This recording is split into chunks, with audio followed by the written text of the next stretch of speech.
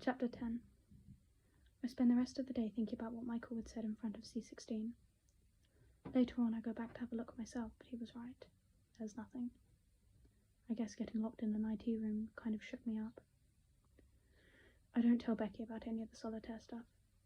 She's busy spreading the word about her fancy dress birthday party, which is to be held on Friday, and I don't think she'd really care much. At lunch, Lucas finds me in the common room. I'm trying to read another chapter of Pride and Prejudice, but I think I'm just going to watch the film version because this book is brain-melting. The common room is pretty empty. Everyone's probably walked up to Asda because the food in our school is prison food. "All right," Lucas says, seating himself at my table. I hate that. All right. I mean, is it a greeting or a question? Do you respond with good thanks or hello? Not too bad, I say, sitting up a little. You? I'm good, thanks. I can physically feel him searching for something to say. After a stupidly long pause, he reaches towards me and taps the book I'm holding. You hate reading, right? Why don't you just watch the film? I blink at him and say, I don't know. After another stupidly long pause, he asks, you going to Becky's on Friday? What a dumb question. Yeah, I say. I assume you are too. Yes, yeah. Who are you dressing up as? I don't know yet. He nods as if what I've said actually means something. Well, I'm sure you'll look good, he says, and then quickly adds, because, you know, when we were little you were really into dressing up and stuff. I don't remember ever dressing up as anything except a Jedi. I shrug at Lucas. I'll find something. And then he just turns bright red, like he does, and sits there watching me attempt to read for some time. So awkward. Jesus Christ. Eventually he gets out his phone and starts texting, and when he goes off to talk to Evelyn, I get to wondering why he is always hovering around like some ghost who doesn't want to be forgotten. I don't want to talk to him, really. I mean, I thought that it'd be nice to try and rekindle this friendship, but it's too hard. I don't want to talk to anyone. Of course, I tell Charlie everything when we get home. He doesn't know what to say about Solitaire's mysterious message. Instead, he tells me I should stop talking to Michael so much. I'm not sure what I think about that. At dinner, Dad asks, how'd it go this morning? We didn't find anything, I say. Another lie. I must be borderline pathological. Dad starts talking about another book that he's going to lend me. He's always lending me books. Dad went to university when he was 32 and did an English literature degree. He now works in IT. Nevertheless, he's always hoping that I'll turn out to be some philosophical thinker who has read a lot of Chekhov and James Joyce. Coming out as a book hater to my dad is comparable to coming out as gay to homophobic parents. I've never been able to tell him, and he's lent me so many books now that it's just too late to repair the damage.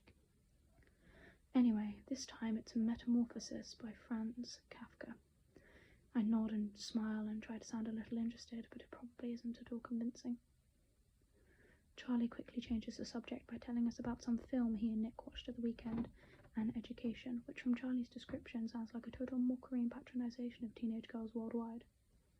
Oliver then tells us about his new toy tractor and why it's so much more majestic than all his other toy tractors. To Mum and Dad's delight, we finished dinner within 1 hour, which must be a new record. Well done, Charlie. Great job, says Dad, slapping him on the back, but Charlie just winces away from him. Mum nods and smiles, which is about as expressive as she gets. It's like Charlie's won the Nobel Prize. He escapes the kitchen without saying a word and comes to watch The Big Bang Theory with me. It's not a very funny program, but I still seem to watch at least one episode every single day. Who would I be, I ask at one point, if I were any of the Big Bang Theory characters? Sheldon, says Charlie without hesitation, but, not as loud about your views. I turn my head towards him. Wow. I'm offended. Charlie snorts. He's the only reason this show is any good, Victoria. I think about this and then nod. That's probably true. Charlie lies still on the sofa and I watch him for a minute. His eyes are sort of glazed, like he's not really watching the TV and he's fiddling with his shirt sleeves. Charlie always wears long-sleeve shirts these days. Who would I be? He asks. I stroke my chin thoughtfully before declaring, Howard, definitely, because you're always chatting up the ladies. Charlie chucks a cushion at me from the other sofa. I scream and cower in the corner before hurling a barrage of cushions back at him. Tonight I watch the Keira Knightley Pride and Prejudice and find it to be almost as dreadful as the book. The only tolerable character is Mr. Darcy. I don't see why Elizabeth finds him proud at the beginning, because it's quite clearly obvious that he's just shy. Any normal human being should be able to identify that as shyness and feel sorry for the poor guy because he's dreadful at parties and social gatherings. It's not really his fault. It's just the way he is. I blog some more and lie awake listening to the rain and forget what the time is and forget to change into my pyjamas. I add Metamorphosis to the pile of unread books. I put The Breakfast Club on, but I'm not really watching, so I skip to the best part, the part where they're all sitting in a circle and they reveal those deep and personal things and they cry and all that. I watched that scene 3 times and then turn it off. I listened for the giant/demon, but it's more of a rumbling tonight, a deep growling rumble like a drum.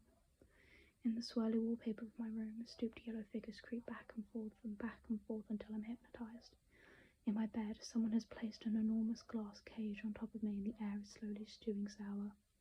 In my dreams, I'm running around in circles atop a cliff, but there's a boy in a red hat catching me every time I try to jump off. Chapter 11. I'm not joking, Tori. This is an extremely serious decision. I look Becky squarely in the eye. Oh, I know. This could determine the whole future of human existence. We are in her bedroom. It's 4:12 p.m. Friday. I'm sitting cross-legged on her double bed.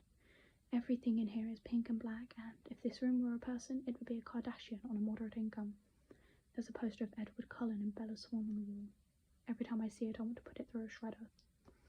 No, seriously though, I'm not even joking. She holds up each of the costumes again, one in each hand. Tinkerbell or Hermione? I stare at each. They're not very different, except one is green and one is grey. Tinkerbell, I say. Seeing as Becky maintains her coolness and hilarity by acting like an idiot, it would be an insult to the name of Hermione Granger and J.K. Rowling and all Potterheads to allow Becky to be the brightest witch of her age. She nods and chucks the Hermione outfit onto a steadily growing mountain of clothes. That's what I thought. She starts changing. Who are you going as again? I shrug, still thinking about Harry Potter. I wasn't going to dress up. I thought I could wear my invisibility cloak. Becky, in just her bra and knickers, puts her hands on her hips. I know I shouldn't feel awkward because I've been her best friend for over 5 years. I still do though. Since when did nudity become so normal? Tori, you are dressing up. It's my fancy dress party and I say so. Fine. I think hard, weighing up my options. I could go as Snow White? Becky pauses as if waiting for the punchline. I frown. What? Nothing. I didn't say anything. You don't think I could go as Snow White? No, you could be Snow White, if you want. I look at my hands. Alright. I'll, think about it. I twirl my thumbs. I could make my hair all wavy. She seems satisfied and puts on the tiny green dress with fairy wings. Are you going to try to talk to people tonight? She asks. Is that an actual question or an order? An order. I make no promises. Becky laughs and pats me on my cheek. I hate that. Don't worry. I'll look after you. I always do, don't I? At home, I put on a white shirt and a black skater skirt I bought once for some job interview I never showed up to. Then I locate my favourite black jumper and black tights. My hair is just about long enough to style into tiny plaits and I draw on more eyeliner than usual. Wednesday Addams. I was sort of joking with Snow White and I despise Disney anyway. I leave the house around 7. Nick, Charlie and Oliver are just sitting down to dinner.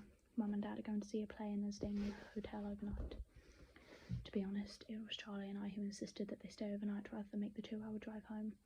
I guess they were kind of worried about not being there for Charlie.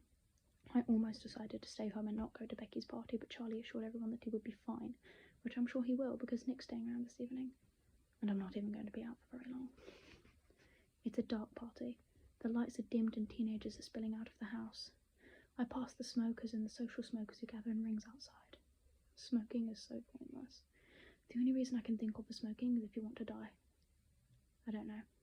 Maybe they all want to die. I recognise most people from school and from Truham, and there are year 11s through to year 13s here, but I know for a fact that Becky doesn't know them all personally.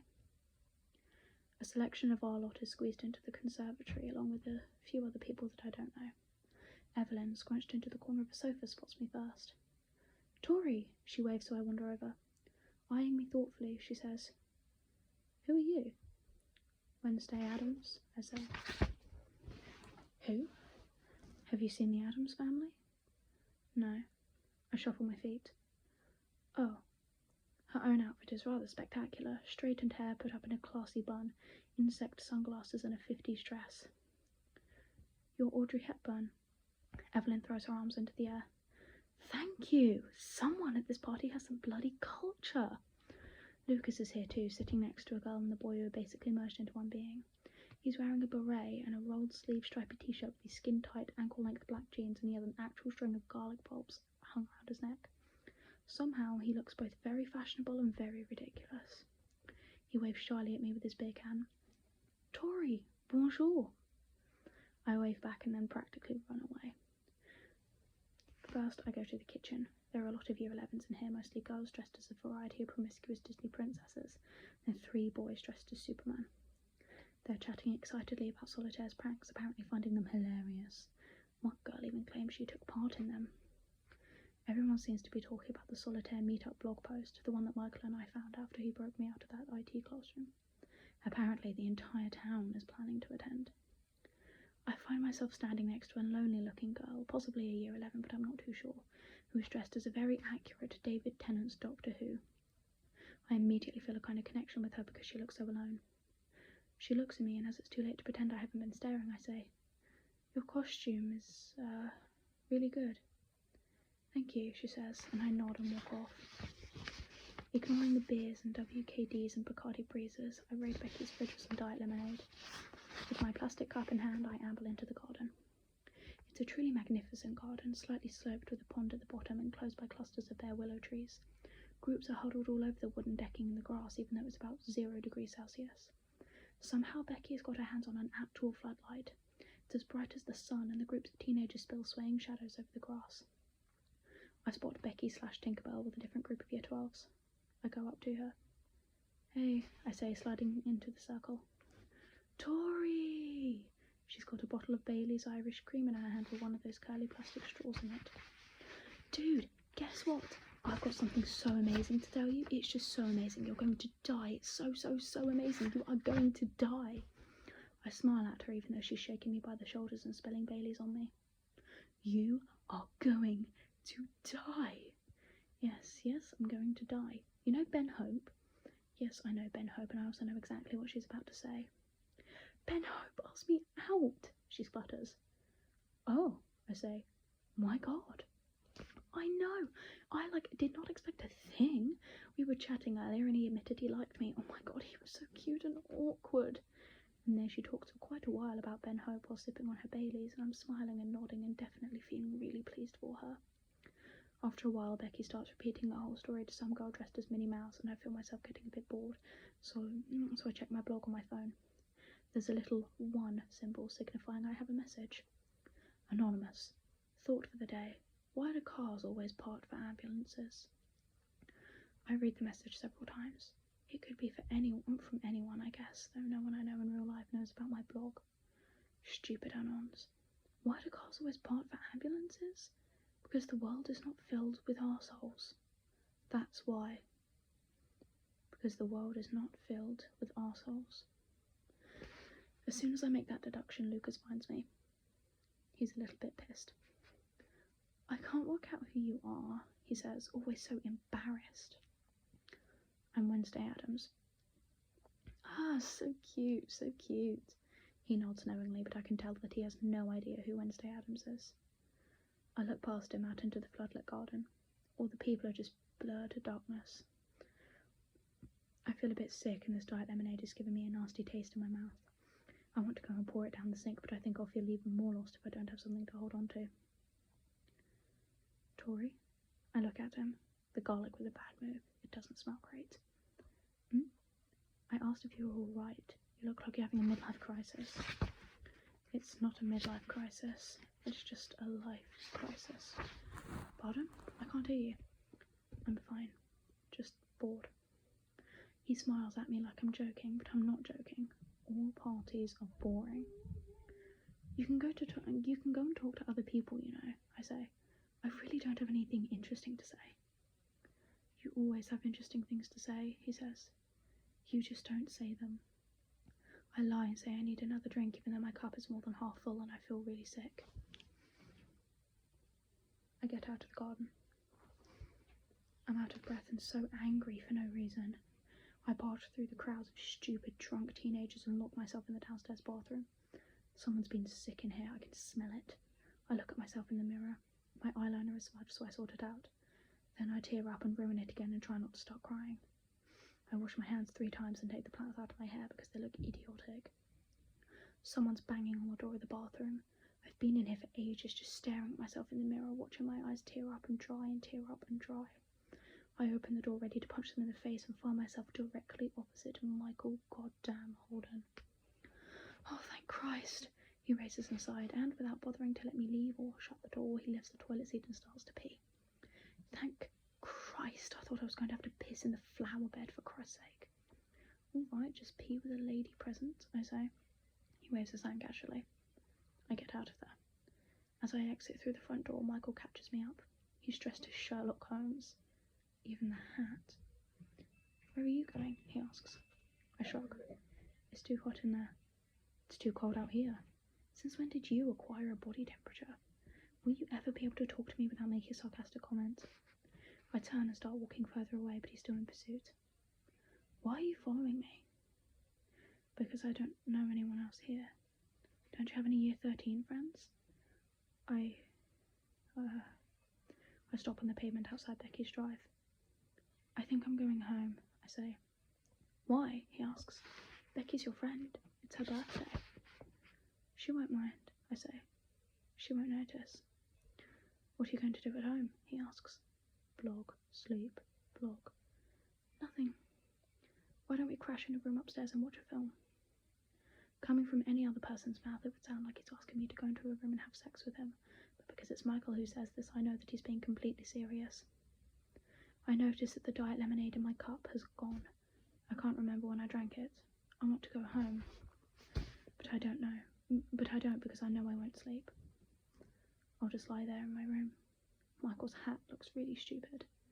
He probably borrowed that tweed jacket from a dead body. Fine, I say.